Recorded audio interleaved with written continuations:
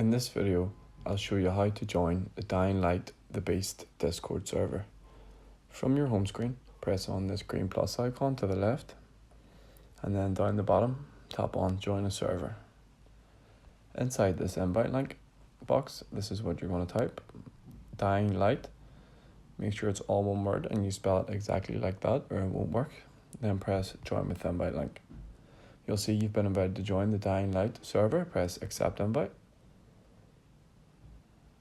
That's going to load us into the server, but first of all, there's going to be a server onboarding when it's going to ask you 4 questions.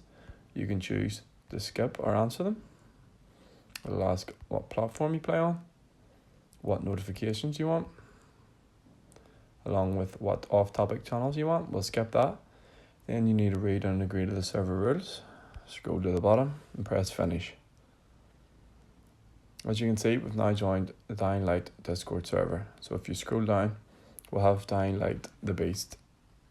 If you found this useful, please like and subscribe.